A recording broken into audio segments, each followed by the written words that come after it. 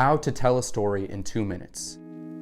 Step 1, you need to go fast. Don't think, don't look back, because you're fighting what's arguably the most famous losing battle of all time. You're trying to capture and hold the attention of another human being in the name of what is more than likely a self-benefiting end. Many people smarter than you have tried and failed, but that means nothing, and I'll tell you why. Put slightly differently, you're trying to make another creature who's more than likely just as unfocused and chaotic and self-concerned as you are. You're trying to make a creature of this nature care about something as cheap and as abundant as the words slopping out of your mouth. But how can we capture and hold the attention of another human being? With patterns. Layer your stories. Weave your stories as though they were baskets. Layer them with interesting details which are twisted toward some seductive end. Because it's important to remember this: there is no reason why anyone ever should listen to you. It's all chaos. Everybody has their own thing going on. That's the war we're fighting here. But what specifically can you do? Here's what I tell my students at Hopkins. Combine your mannerisms with tone of voice, with musical speaking patterns, with jokes, with music, with colors, with crops, and draw on famous art to help you drive your point towards some transcendental, higher reaching place. And don't take yourself too seriously. And most importantly, use as few words as possible. Because remember, the goal is to deliver another person, a person who is, again, as beastly and disorganized as you are, to a vantage point from which they see the world through fresh eyes. And finally, understand that what you're really trying to do with your words is not make someone's life any worse than it needs to be. Things are hard for everyone. Don't let your words sabotage another person. It's bad for them, it's bad for you. So peel your eyes open long enough to climb out of your own self-focused head and try using language to enrich someone else's life. Even if it's only a short story, a small story, a story that can be told in 2 or 3 minutes. Also understand that everything is mysteriously connected somehow, and that it's only due to an unceasing lack of attention that we are endlessly overwhelmed by the symbolic connective tissue holding the fabric of our collective and individual realities together. Meaning that if you're calm, confident, and not an ungrateful, self-interested creep, you can pretty much just switch autopilot on and dance from one 2-minute conversation to the next with a person, and suddenly a relationship is established or reinforced or renewed. So when you speak, try just sitting back and letting your brain do what it's evolved to do, or what it was created to do, which is to use a lightning fast and incomprehensible whirlwind of associative and instinctual logic in order to communicate captivatingly tailored stories to an audience. And that's how to tell a story in 2 minutes or 3 minutes. Thank you again, everyone. I hope you have a great rest of your day, and I will see you next time.